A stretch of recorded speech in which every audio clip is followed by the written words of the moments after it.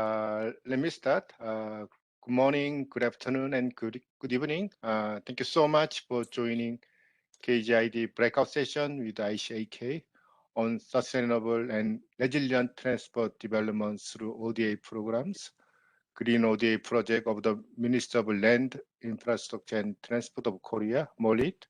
My name is Hyung-gun Wang. I'm Program Manager of the Korea Green Growth Trust Fund. I'll moderate the first part of the session and will ask Professor Jun Park to moderate the discussion session.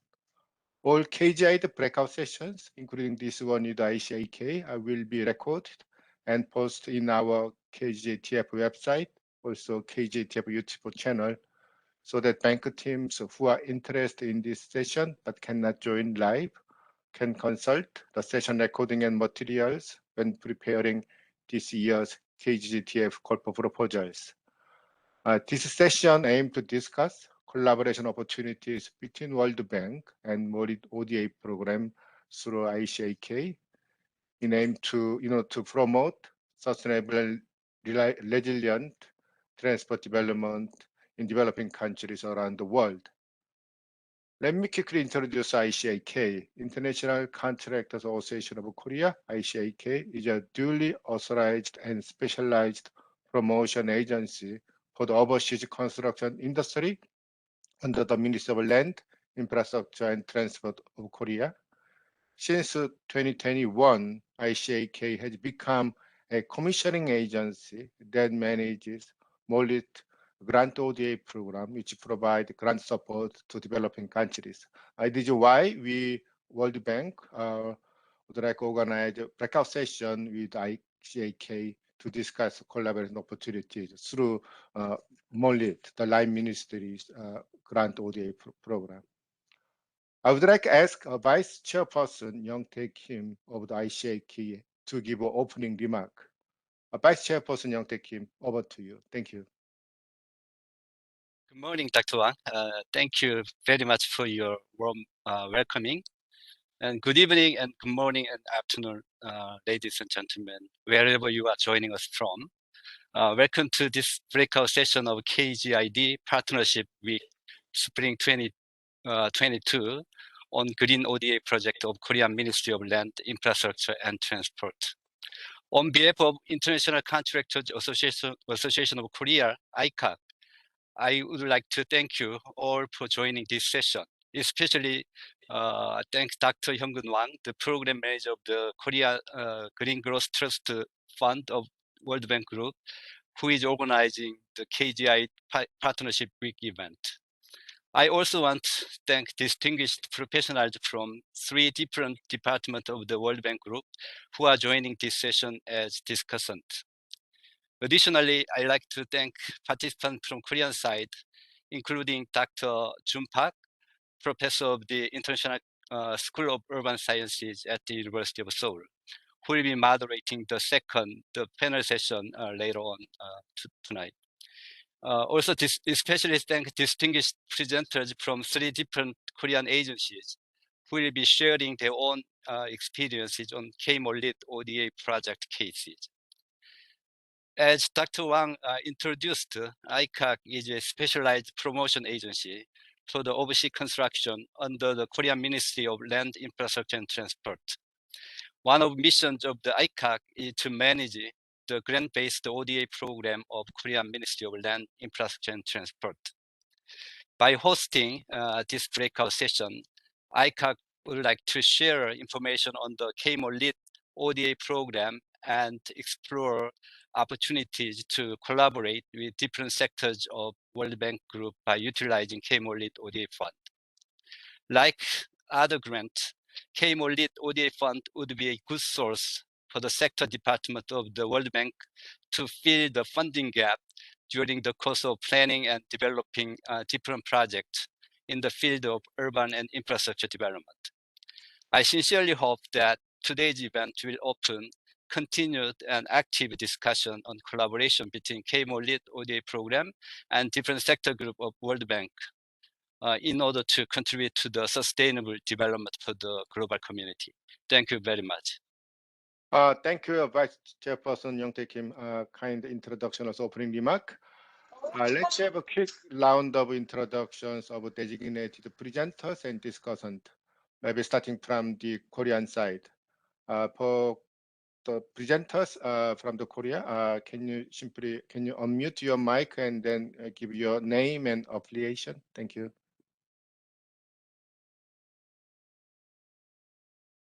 Yes, hi. My name is Inshik Shin, project manager of MOLEAD ODA program, and I'll be presenting what the MOLEAD program is later on this session. Thank you. Thank you. Hello, my name is Sujong Ko. I'm also a project manager of ICAC. Nice to meet you. Thank you.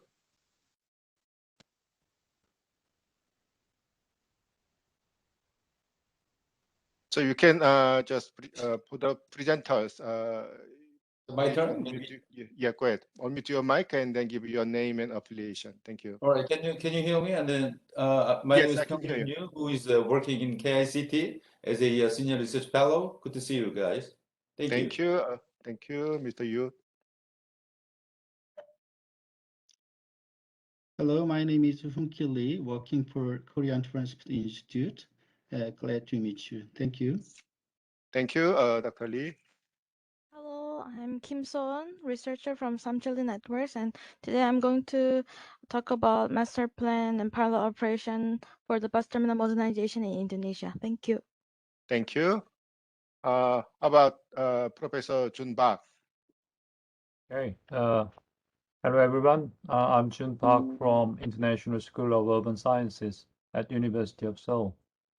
Okay. Thank Nice to you. meet you Great all. to see you again, Jun Park. Yeah. I hope everything is good in Seoul, also your university. Yeah. Thank you. Yeah. Okay, Thanks. good. Thank you. Then let's go to the World Bank side. We have a designated discussant, maybe starting from Sombas and Vanessa and then Leopard. Hi, good morning. Sorry, good Leonard. evening. Yes, go ahead. Yes, go ahead, Sombas. Go ahead. I'm Sombat. I'm Senior Infrastructure Specialist, World Bank, based in Vientiane office. Nice to meet you. Thank you. And then Vanessa. Good morning, everyone. I'm so happy to see so friendly faces and good morning, professors as well. Vanessa Velasco, Urban Specialist of the World Bank, based in Colombia. Happy to see you and participate in this workshop. Thank you, Vanessa. Thanks for joining in Bogota. Then Leonardo.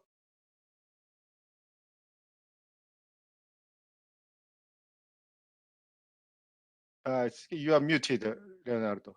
Please unmute. Good morning, everybody. My name is Leonardo Canan Rubiano. I am a senior transport specialist working for the bank in Bogota, Colombia. Happy to be here. Thank you so much. We have two colleagues from the Bogota. Great, thank you. Also, Sombas, can you tell me where you are now? I'm based in Vientiane office, Laos office. In Laos. Okay, great. Thanks for joining. Is it really early? Sorry. It's evening. Late. Evening It's time. 7 Good p.m. time. in Laos. Yeah, right. I'm sorry. Thank you. Yes, Great. Thanks for joining. Thank you. Okay. Let's then.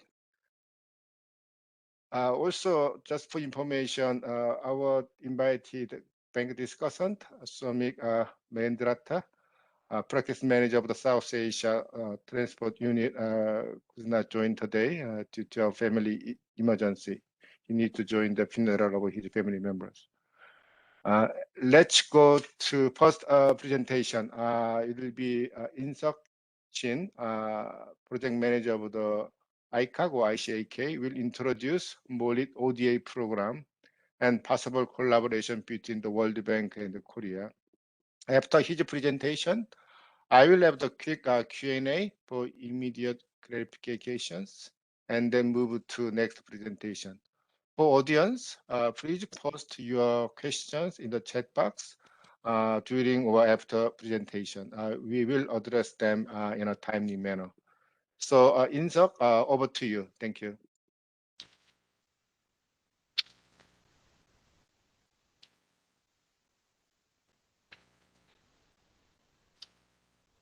Okay, can everyone hear me well? Yes, it's a full screen. Great. Yeah, please proceed. Thank you. Thank you, Dr. Wang. Greetings to each and every participants. My name is In-Shik Shin, Project Manager of ODA program of the Ministry of Land, Infrastructure and Transport.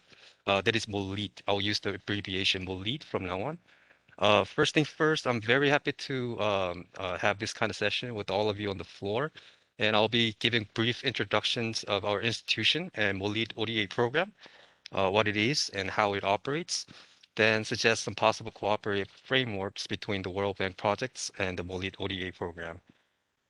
The presentation consists of 4 parts, starting off with introduction of the ICAK and MOLEAD ODA program, then more detailed information on how ODA project preparation and delivery process work with some analysis on the newly identified projects for the year 2023.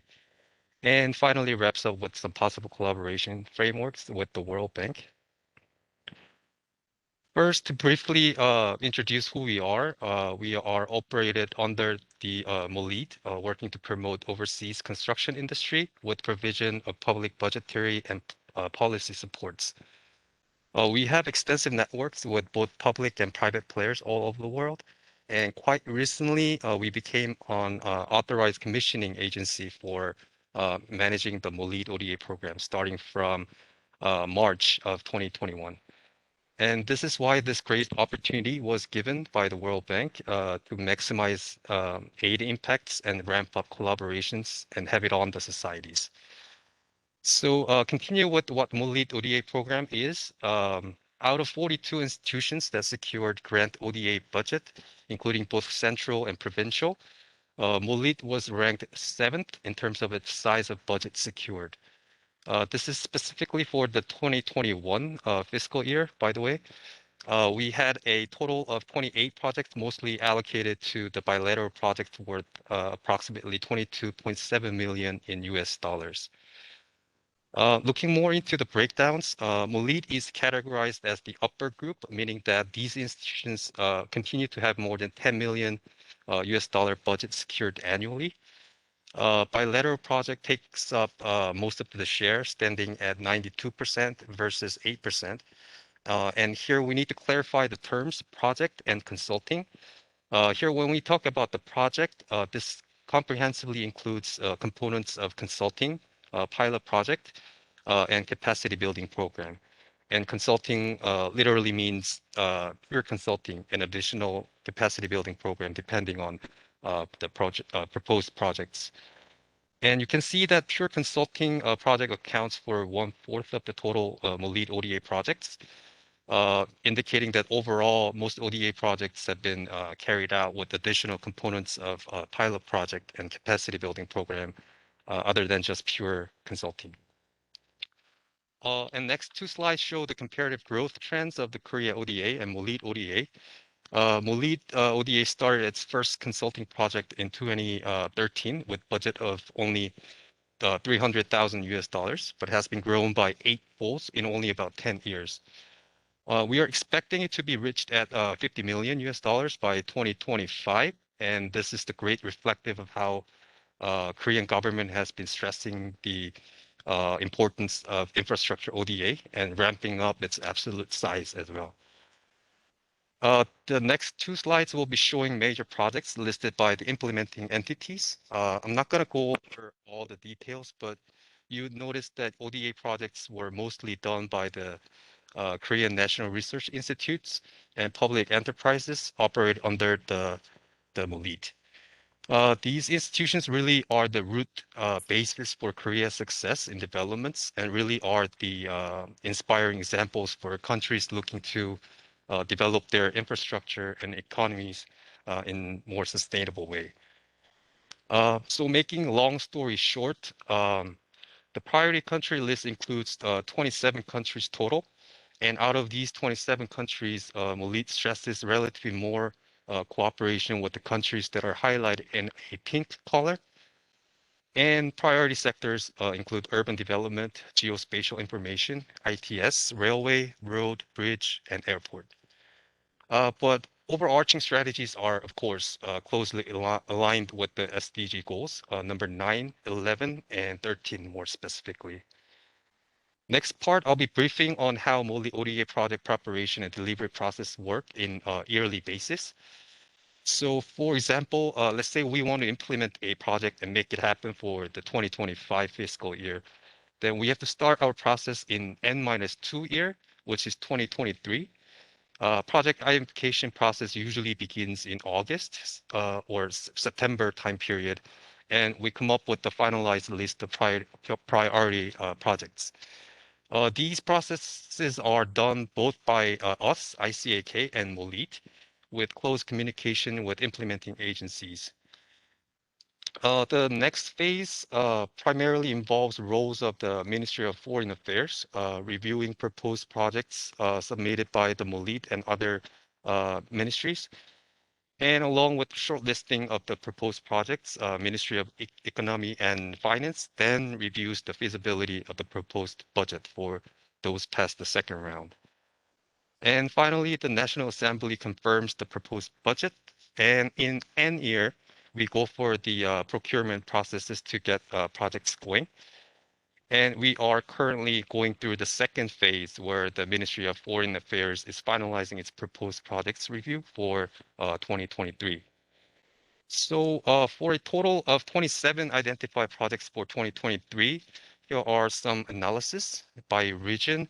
We had more than 60% of the proposed projects situated in Asia and some European regions, with Africa and Latin America follow with identical share of 19%. In terms of the sector distribution, geospatial information sector rallied 32%, road followed next with 15%, and other ITS, smart city, and mobility equally taking up 11%. And by the project type, pure consulting and projects were proposed in equal share, 12 each, and 3 were proposed as capacity building program alone. So finally, moving on to the possible collaborative frameworks with the World Bank. The first is simple replication and scaling up of best practices of MOLIT ODA projects. We have some nicely implemented projects, all of them being carried out in a community or district level due to the budget constraints. With periodic projects updates and information exchanges between World Bank and ICAK, either directly or indirectly through KGID TF team, dissemination of success cases to World Bank and make it scalable to regional and national level could be one possible collaborative activity. And it could also be the other way around. If we can have more access to information on World Bank's best practices, we can also downscale the size and replicate them to the MOLIT ODA project portfolio as well. The second framework involves in-kind contribution of the MOLIT ODA that could fill a possible gap when the World Bank initiates the project implementation. Contributions can be made in the form of providing consulting, capacity building, and pilot project, or all of them as one package. This could be bridging work for and basis for World Bank's future loan projects to be successfully implemented. We are in the process of making guidelines and relevant forms for MDB project proposals, and hoping to finalize and share them with all of you as soon as we get the final approval from the MOLIT in coming months. What differentiates MOLIT ODA from other sources? Most importantly, World Bank Group's GREED strategy and MOLIT ODA's policy markers well aligned with each other. During our project identification phase, we have set up an evaluation system that gives additional points for projects that are labeled or categorized as green, digital, and high value added factors. These values well parallel with the World Bank's GREED strategy and will definitely help expedite or facilitate collaborative works between the World Bank and MOLIT ODA program. Also, we have well-tailored ministerial level networks in developing countries, both at central and provincial level. These ministries and departments have great relationships, not only with us, but also with the implementing entities that successfully carried out and fulfill the needs of partner countries. And this wraps up my presentation for today. And if you have any further question or inquiry regarding today's presentation, feel free to contact me via email or preferably mobile phone. And now I'll hand the mic back to Dr. Wang. Thank you so much. Inshik, very concise but also comprehensive presentation. Will be I think it's Hun Lee, right? The head and the senior research fellow at KOTI. I will present Mongolia's railway development strategy in connection with the establishment of the East Asia Railway Community. Hun-gi, over to you. Thank you.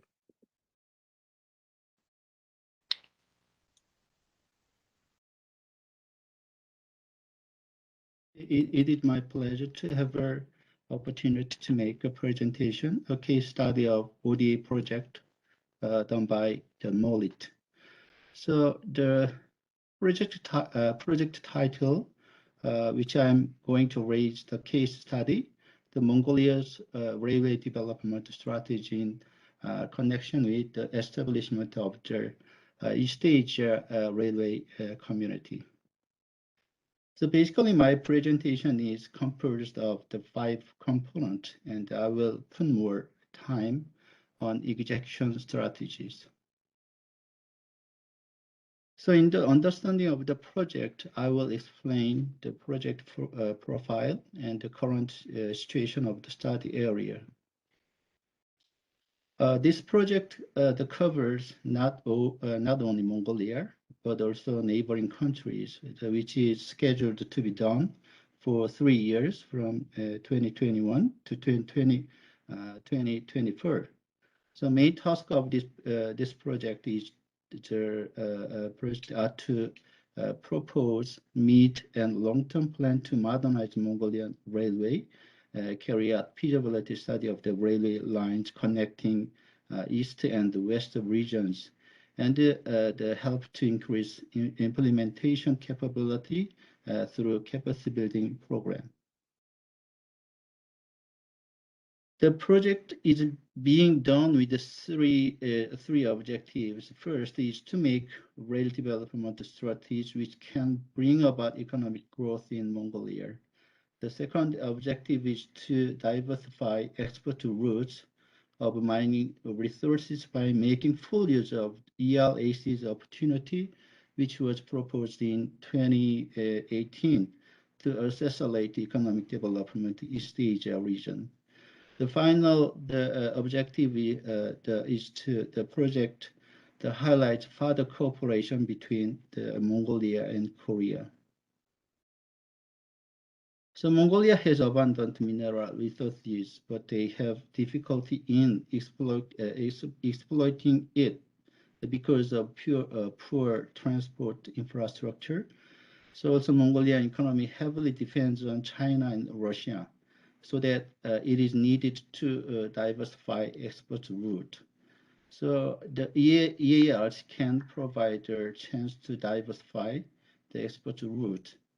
For these reasons, transport infrastructure should be supplied properly and timely, so that it is important to establish railway development strategy.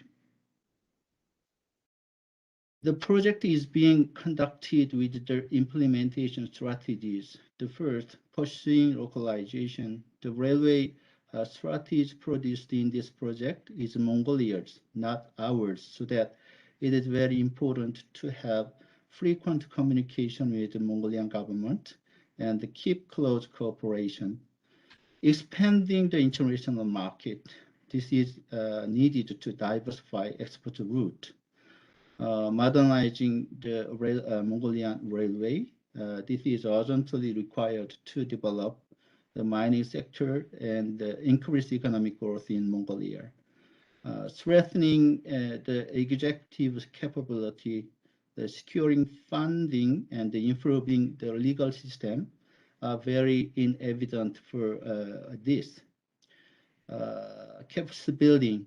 The customized capacity building program will be developed to help Mongolian officials improve implementation capability, especially in rail and the mining sectors.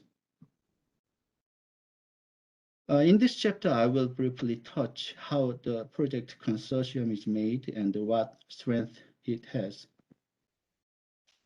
Basically, the project consortium is composed of KOTI, KIGAM, YUSHIN, and KORAIL. The consortium can be evaluated to meet what Mongolian government needs with their expertise and overseas experience. And it is also thought the consortium can create the best output based on cooperation network of both Mongolian government and the international organizations. In chapter, I will raise up 8 actions for successful implementation of the project. As shown in this slide, 8 actions were proposed for successful implementation of the project. The first action is to incorporate counterparts' opinions into the project. This is a key element to make the project successful. A second action is to establish mining development strategy. Analysis on current situation and development demand is performed, and a way of being connected to a rail network is proposed. The third action is to expand the export route of mineral resources. EARC is evaluated to provide the potential to explore new export route to the third countries. The fourth action is to examine ways of modernizing Mongolian railway. Rail sector's policy and technology in Korea can help Mongolian railway improved and developed. The fifth action is to perform a feasibility study on railway connecting East and West regions. These railway lines are deemed to operate this year, and East-West railway taken in this project will be linked with them, which activate Mongolian economy. The sixth action is to develop a business model, which is proposed as a package PPP of mining and rail development. Funding has been an obstacle in developing mining and rail development, so that the business model suggested in this project can be a clue to secure funding for this. Seventh action is to present ways of improving the legal and the institutional system. This is a crucial factor which makes private sector be involved in mining and the railway development. The eighth action, the last action, is to provide a capacity building program to meet counterpart needs. This helps increase implementation capability, particularly in railway sector. In this chapter, the project implementation schedule is briefly explained. As I mentioned before, this project is scheduled to be undertaken for 3 years. I'd like to highlight the 2 international seminars and the 2 capacity building programs are under consideration in this project. So finally, the expected benefit can be handled from the both Mongolia aspect and the Korea aspect. The expected benefit for Mongolia are to develop diversified export route, have owners to decide the rail sector's policy, the facilitate strong driving force for the implementation, and the improve implementation capability in rail and the mining sector. So from the viewpoint of Korea, this project enables to strengthen Korea-Mongolia collaboration, share knowledge and policy in rail and mining sectors, and provide opportunity of Mongolia's economic growth. So this project is planned to be complete in 2024, and the following subsequent project after this project are being made and proposed. So I'd like to ask you to work together for effective and efficient implementation of the following project. Thank you for your the attention. Thank you so much, Hoon-gi. Excellent presentation. Also, you complete your presentation in 10 minutes. It's just on time. Okay, thank you so much. Pyongjun Yu, director at the KGID, will present renewable project of road construction management systems in Cambodia. So, Pyongjun, over to you. All right, thank you so much for your introduction, Dr. Wang. Can you guys hear me clearly? Yeah, I can hear you. Please share your screen. Thank you. I'm sorry,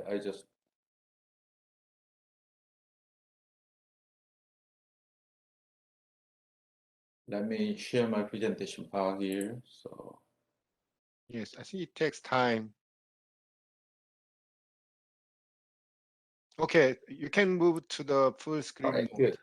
Thank you. Yeah, you can. Thank you so much for having me today. All right, so my name is Pyongjun Yu, who is working in KICT, and then which is the National Research Institute, just focus on the civil engineering research and then development.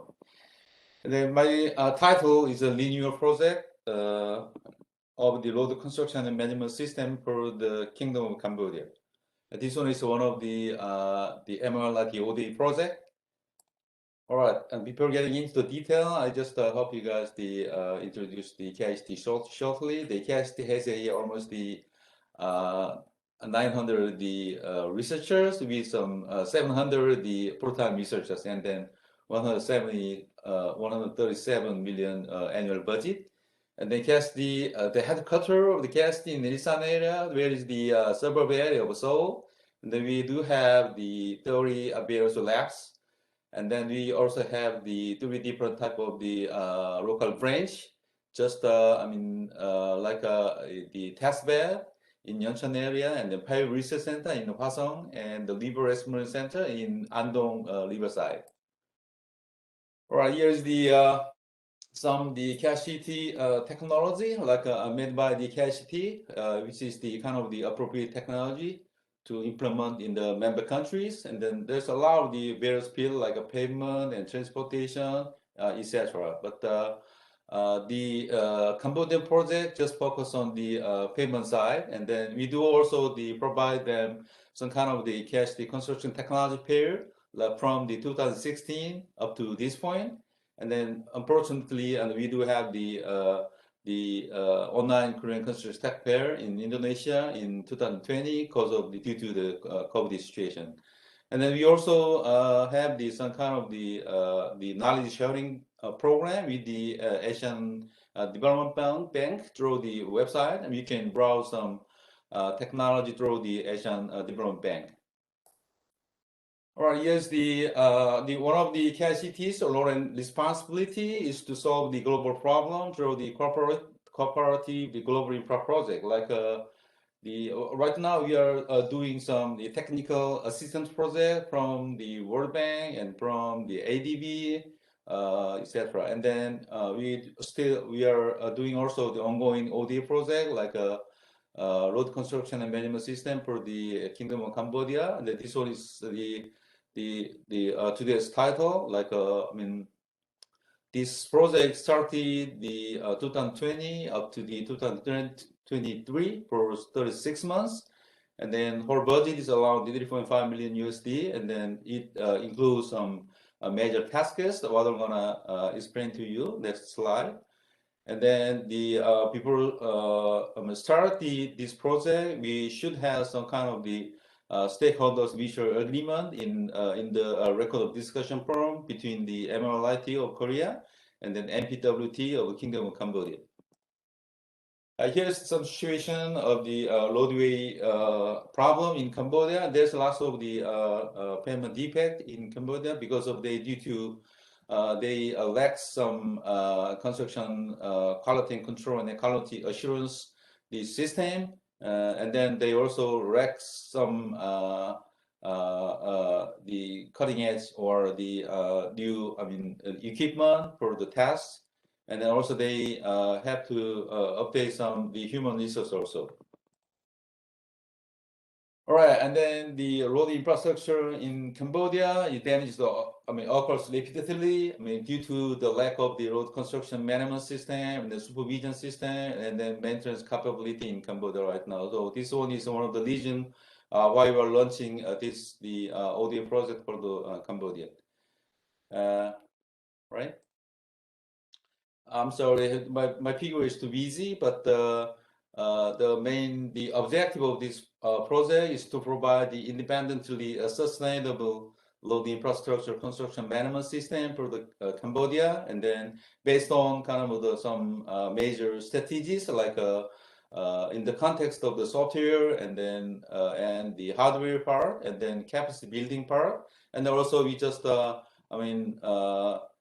introduce some kind of the national policy of the Kingdom of Cambodia in the project.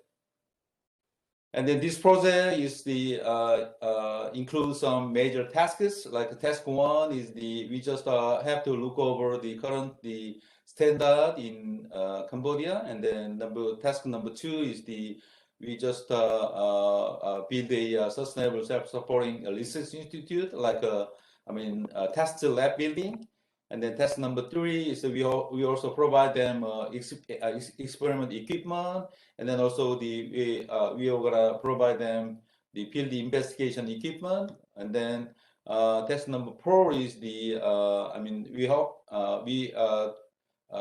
give them some capability to be able to running their own institute in the near future. And then task number five is this one is kind of the training program for the young research engineers or the officers in Cambodia. All right, task number one is it's kind of the review the current standard in Cambodia. Just focus on the payment material or the constructions standard in Cambodia, and then it includes the quality standard for the construction material, and then quality control and quality assurance system in current system. So, and then lastly, we just wanted to establish some precise quality management system, including loaded equipment production and construction and maintenance the system in the end. This one include the kind of the software, like we just call it like a payment quality management system, which is the payment material quality assurance system during the construction stage. And then another one is after the construction, we're gonna implement the kind of the payment management system to operate or maintain the payment in a certain level of service level. And then we estimating some national budget to maintain the payment as a annual the fiscal year. Year. Right. This one is the one of the major tasks, and we right now we just built a construction material testing lab, and then this one is the almost done, and then we're gonna have some special completion ceremony on the 29th July of this year. So this one is almost done, and then also we provide them a lot of the different various type of the testing machine, like for example the 60 different type of the equipment for the asphalt material, and then 20 equipment for the aggregate, and then 20 and the concrete material, and the soil, etc. So after, also we're gonna provide them this kind of the automatic payment defect surveyor, and then all the equipment, and then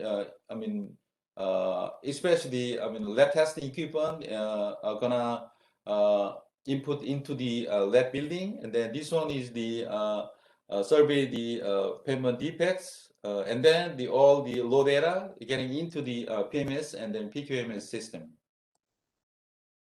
And then the another one is we hope right now, the Cambodian government, especially the MPWT, has earned the this kind of the cash cow model. And right now, they are give some service to the private contractor, and then up to this point, they earn some approximately 50,000 US dollar per year.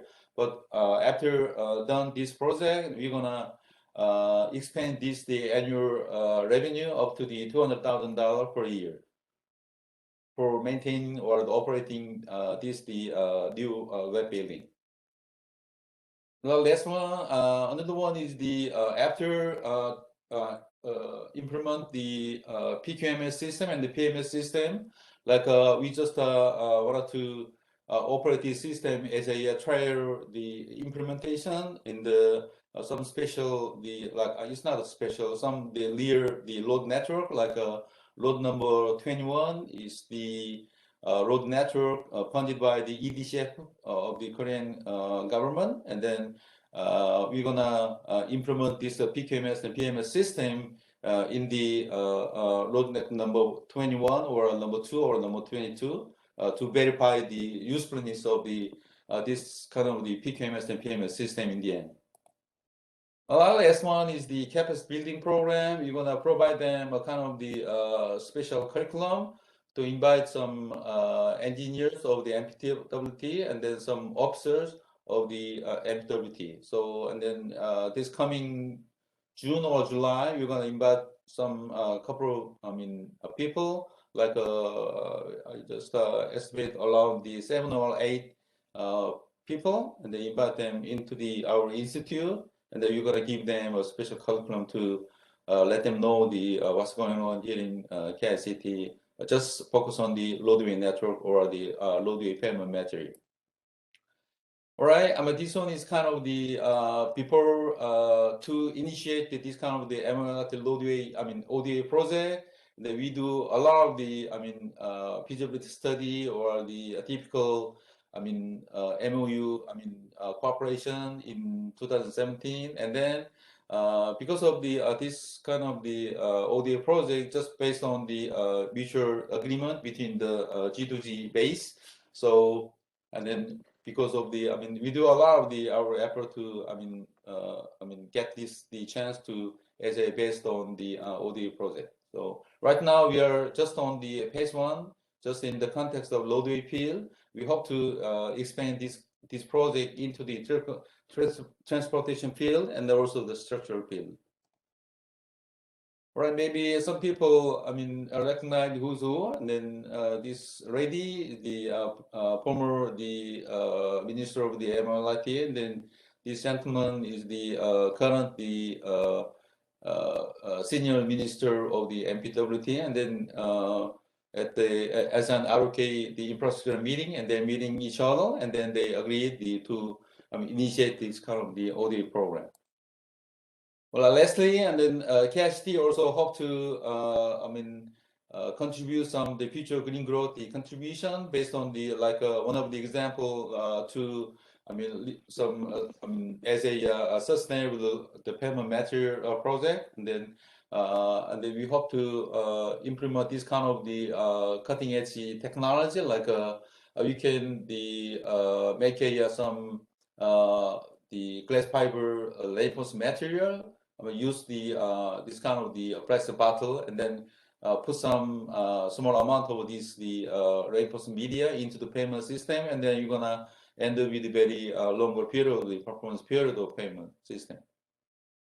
All right, thank you so much for your attention, and then if you have any further question, please give me an email, or I will ask you guys as much as I can. Thank you so much. Thank you so much, Hyung-Jun. Excellent presentation. Also, I think your package of innovation, including both software, hardware, capacity building, and policies, what World Bank is doing, I think there's a strong interest from the World Bank. We can discuss details during the panel discussion session. Let's move to our next presentation by Sowoon Kim, researcher, Samcheoli Network, will present master plan and pilot operations for the bus terminal modernization in Indonesia. So, Sowoon, please unmute your mic, also share your screen and proceed the presentations. Thank you. Okay, thank you. Hello, everyone. I'm Kim Soon, researcher from Samchili Networks, and today I'm going to give a presentation about bus terminal modernization project in Indonesia. Above all, I'm very thankful for today, and I hope this time could be a meaningful time for all.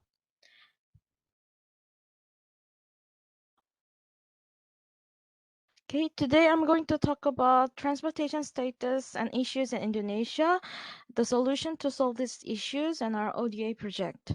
First of all, I'd like to explain to you why revitalization of intercity, bus terminal, and green growth in Indonesia is needed. The biggest problem with transportation in Indonesia is the overwhelming number of motorcycles. More than 74% of vehicles are registered as motorcycle in Jakarta, and it's the most used means of transportation by commuters in Indonesia.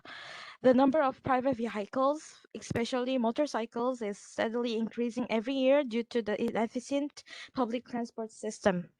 And buses account for only about 2%. In reality, there are a lot of inconveniences to using public transportation, such as intercity buses. So for 5 years, its use rate has decreased by 11.38%.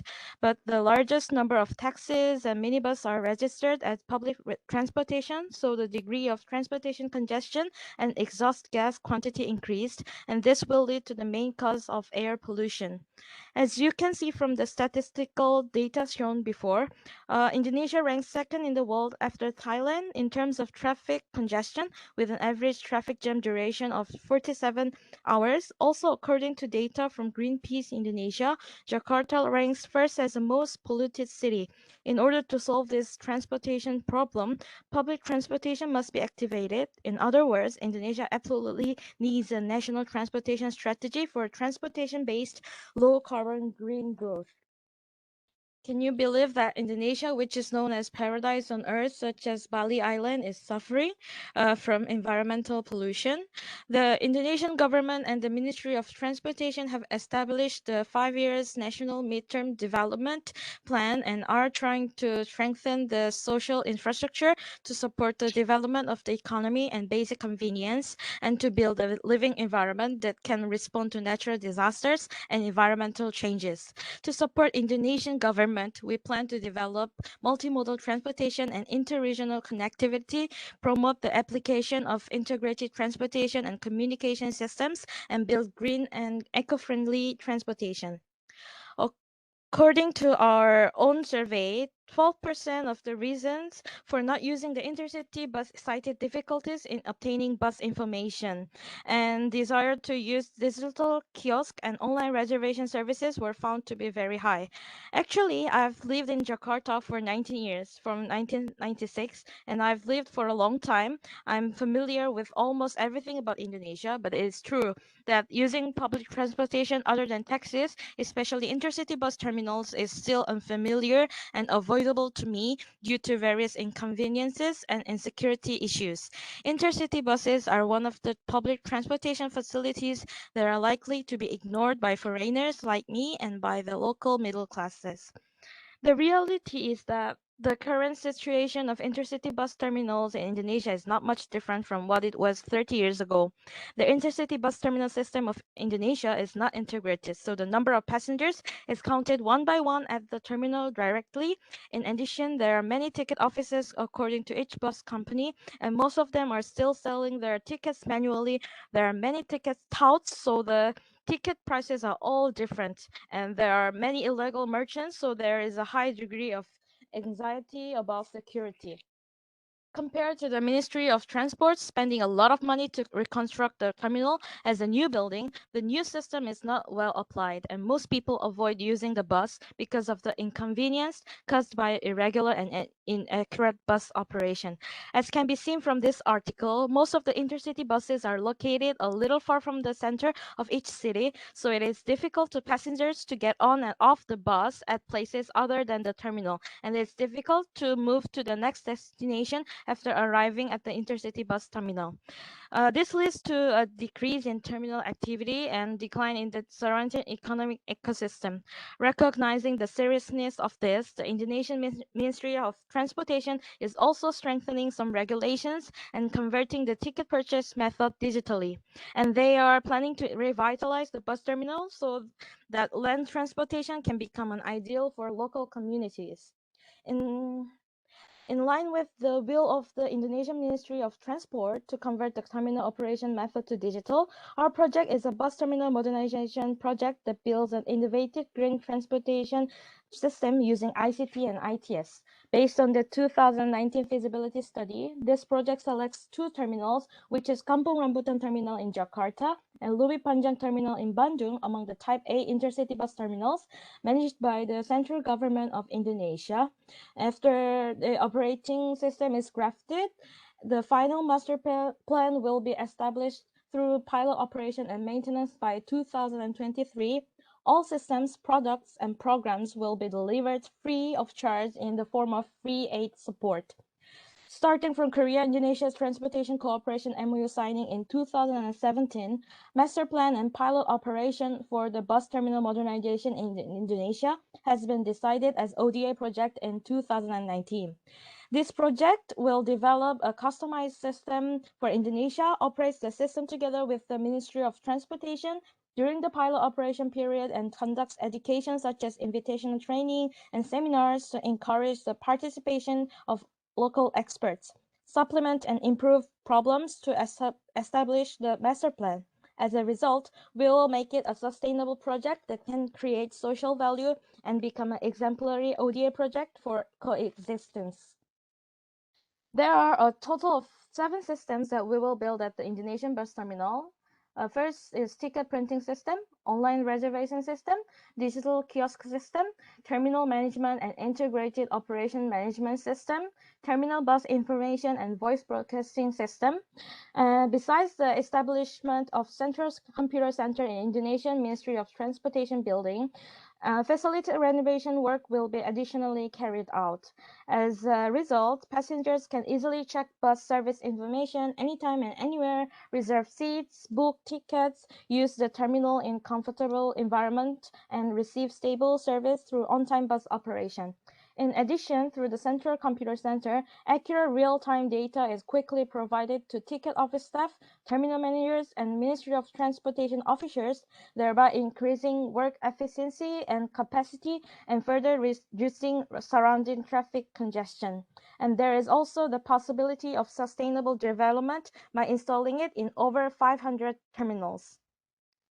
The development of transportation means the expansion of the range of daily life, economic activities, and leisure space, which is right and life that one should naturally enjoy as a citizen of a nation. Our project is based on the Sustainable Development Goals, which is an ODA project that guarantees a sustainable environment. To achieve this goal, we want to expand the Green Transportation Project by having the Indonesian side participate in all processes of terminal modernization jointly. We'll prepare for a green transportation project which is sustainable through 4 aspects as this. As you all know, Korea has achieved good results through active expansion activities for 10 years after joining the OECD DAC in 2010. We are moving forward to improve quality and expand ODA infrastructure capabilities. In developing countries, including Indonesia, the public transportation system that connects areas other than the capital for the common people is still poor. Even if it is not a large bus terminal that is costly to build a system, we hope that we will be able to continuously spread the green transportation business around the world by creating simple stops where you can use buses conveniently and safely. Lastly, I want to wrap up today's presentation by introducing briefly about our company. Samcheli Networks, which connects people and the world, is an intelligent information and communication IT company that builds mobile communication networks, develops and operates solutions and platforms. Besides our current project in Indonesia, we've executed ITS feasibility study verification in Ulaanbaatar, Mongolia, and conducted a feasibility study of a new bus stop in Phnom Penh, Cambodia, and a bus terminal and BIS. As this if bus terminals across Indonesia are modernized with our technology and know-how, they will become an important hub for green growth and green transportation that makes the whole Indonesian happy and healthy. Thank you for today, and please give me question if you want, and you can contact me anytime. Thank you. Thank you so much, So-eun Kim. Excellent presentation. Quite extensive, but you just finished in 10 minutes. Excellent. You can have discussions. You have discuss on your presentation during discussion session. So I would like conclude the first part of the session presentations. I will hand over to Professor Jun Park for moderating the panel discussions. Jun Park, Professor Jun, over to you. Thank you. Okay, thank you, Dr. Wang. I'm honored to moderate this session in this important meeting. So far, we have excellent presentations from ICAC for an overview of possible collaboration and from the presentations from the leading agencies for the MOLIT-led ODA project of KOTI, KICT, and Samchuli networks. From now on, we'll have a discussion session with panelists from World Bank and ICAC.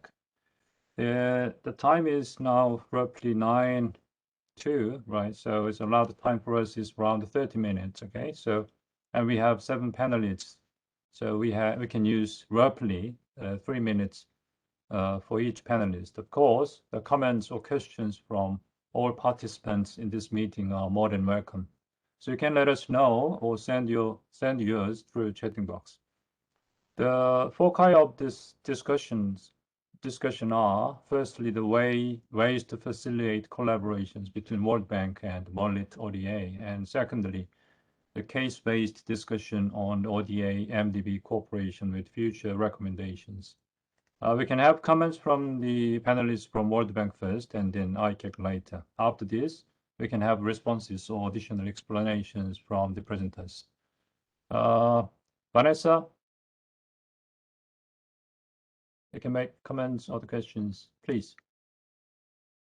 So much. I will ask my colleague Leonardo to start the first insights of the presentation of the presentation.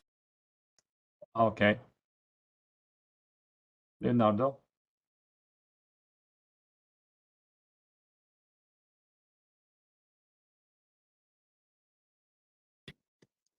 Leonardo? Leonardo, we cannot hear you. Can you see the presentation now? Yeah, yes, we can hear your voice. Okay, good. So please go ahead and start it.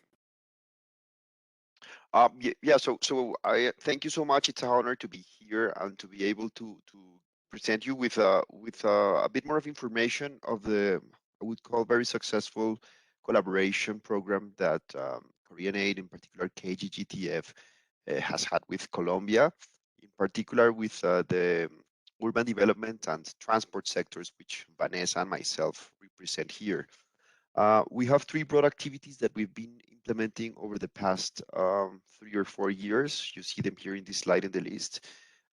They're very important activities for the agenda of the country, as they are supporting large-scale long-haul investments, particularly railway investments in the Bogota metropolitan area, which is the capital region. And this includes also the improvement of the interoperability of the fare collection system of the transport system of the region. This is a system I will give more detail later, but this is a system that has been actually concessioned to a company that is backed up by LG CNS, a Korean company. And the challenges are huge to integrate railway bus systems over different agencies in a system that mobilizes more than 3 million daily trips over different modes on a network spanning more than 250 kilometers. And finally, we've been also working on supporting the efforts to introduce electric buses to support the decarbonization of the bus fleet in Medellin. And this activity has been so successful that we actually have replicated it in other cities. So it is very important for us to share some of the results. And also we have prepared some details of what we think could be ideas for improving the collaboration. I think we've had, I say, a very successful program in terms of capacity building, in terms of knowledge exchange, in terms of analytical activities, but we also were able to build basically a brand of World Bank Korea collaboration through study trips, through information exchanges, taking Colombian officials to Korea in one of the many opportunities to attend training activities, to visit flagship projects in Korea, like the Topis in Seoul, fare collection system, and Jeju Island in other instances. So this has been a very positive collaboration activity. I'm aware of time, so I think I'm going to give the word to Vanessa to tell us a bit more about the activity in transit-oriented development, and I'll come back later and discuss a bit more about the fare collection system and the e-buses. And we have a final slide where we present the country partnership framework that the Korean aid has developed for Colombia, and how we think this fits very well to the urban transport and urban development sectors, and how we could continue improving this collaboration, which I reiterate is very important and has given very good results over the past years. Vane, over to you. Thank you, Leonardo. So basically, I think that for the first part, the one that is supporting the Bogota metropolitan region's transit-oriented development agenda. But the first part was that with the Korean support, we were working in the development of analytical studies for the definition of three specific aspects. The legal arrangement that needs to be put in place in order for the first line of metro to develop TOD. That was then developed with a legal firm in Colombia. The second one was with the steer and was related with kind of analytical aspects for put in place the TOD close to some railway stations, one in Bogota and the other one close to, in the nearest municipality close to Bogota.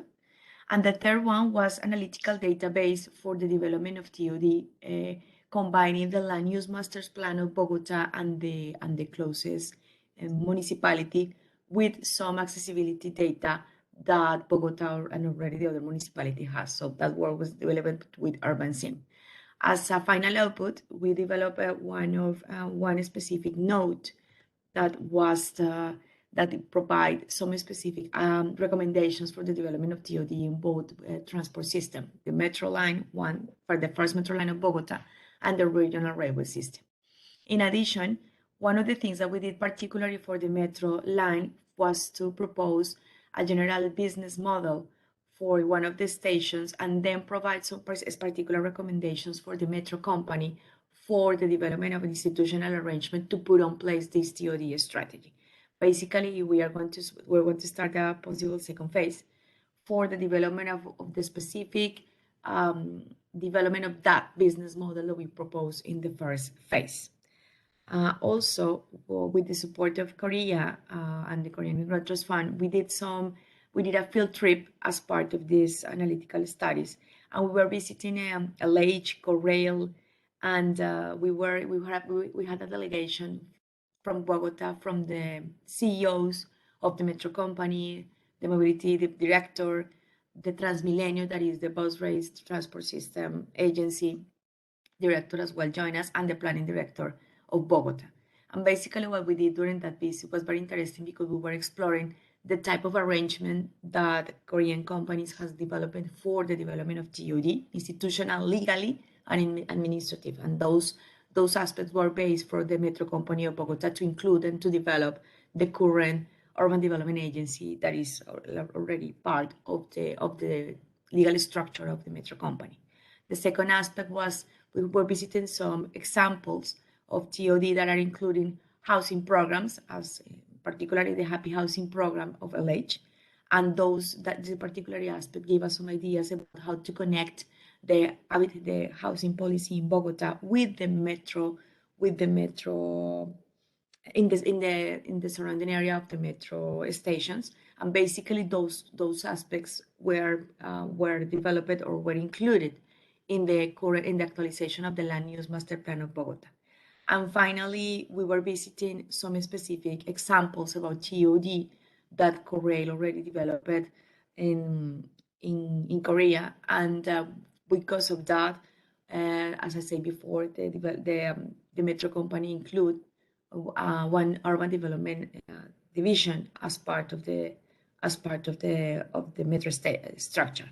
Finally, and I think Leo, we can show that we develop an analytical document, a technical note that as part of the dissemination strategy, and also is part of the official documents of the World Bank. Coming back to you, Leo. Thank you, Vani.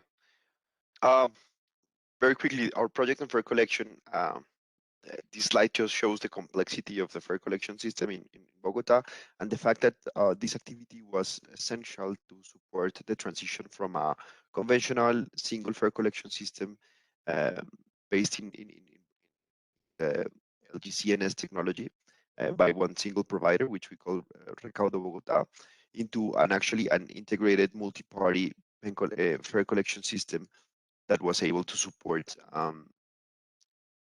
multiple modes across different companies. We have here the Transmilenio Metro Company. We have the Bogota Metro Company, which was recently created and is still under implementation, the project, and the regional rail, which we call Regiotram. Here also in the top, I'm trying to annotate, but I think it's not showing up. Okay, so basically, just to summarize very quickly, the challenge was huge. It was basically to transition from a single operator, single fare card system into a modern, multi-actor, multi-payment media system that followed the structure that I provide here on the right. This 5-tier structure, including the payment media, the station devices, the computers, the back office, and the clearinghouse, and using all sorts of payment methods, including contactless cards, including mobile devices, QR, everything you can imagine.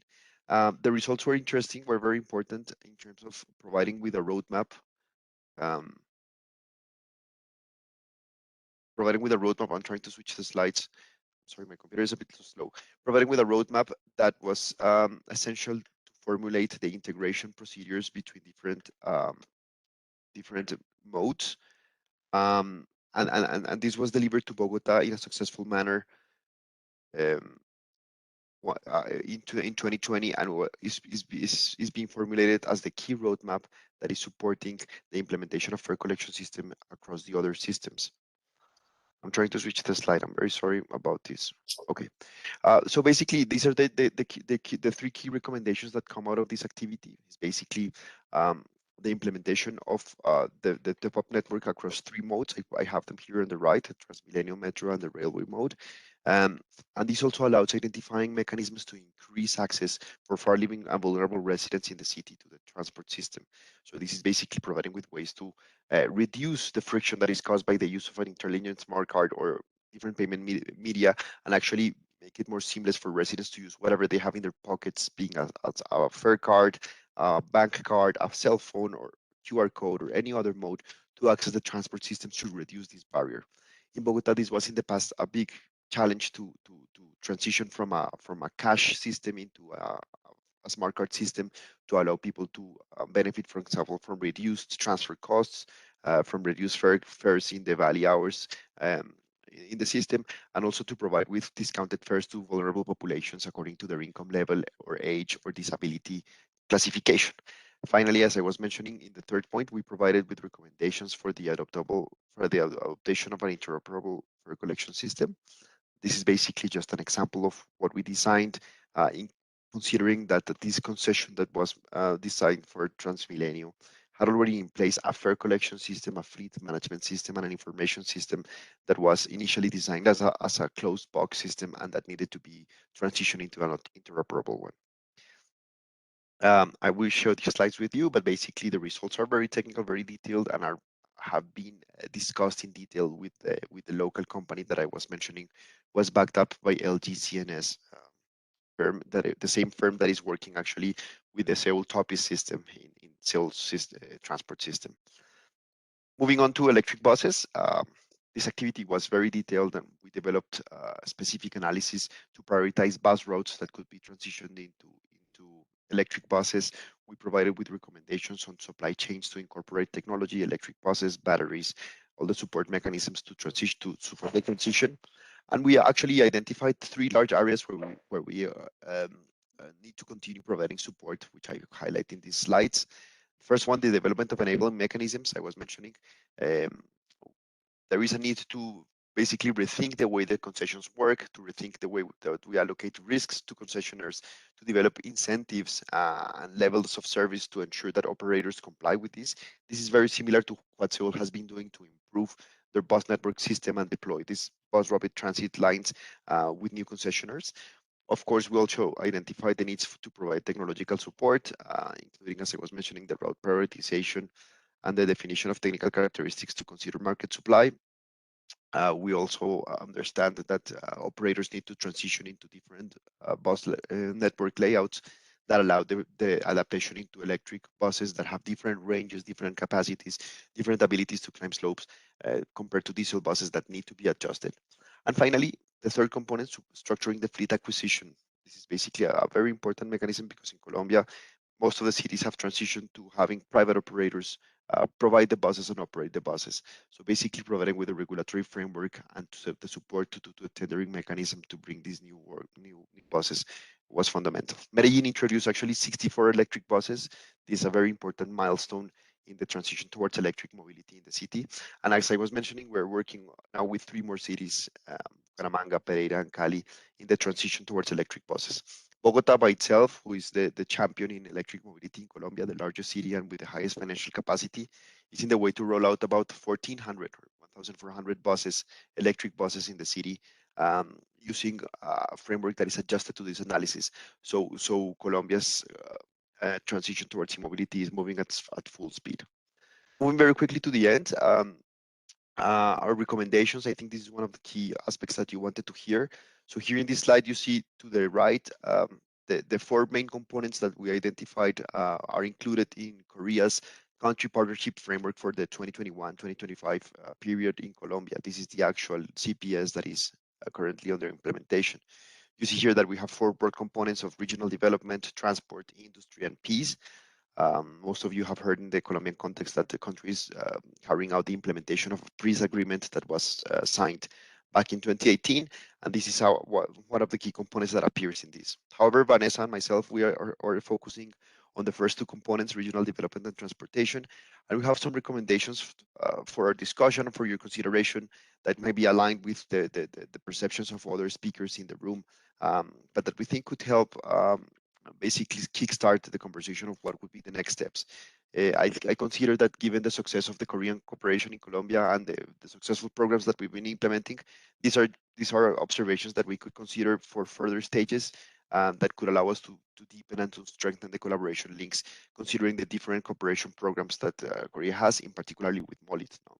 So first, we are mentioning enhancing donor coordination. This has to do with the fact that, as in other countries, there's other donors from other countries, other multilateral agencies and bilateral agencies providing support in Colombia.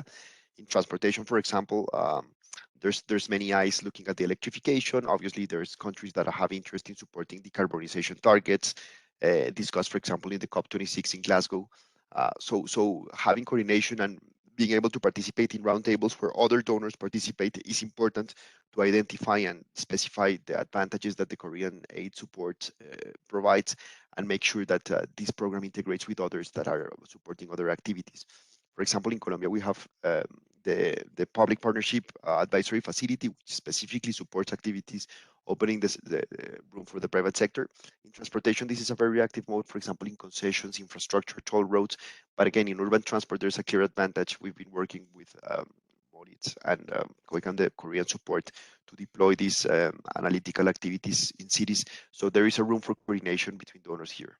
Second point, improve programmatic coordination with country offices and priority countries to enhance basically the visibility of the priority areas of Colombia, indicative budget availability and development targets.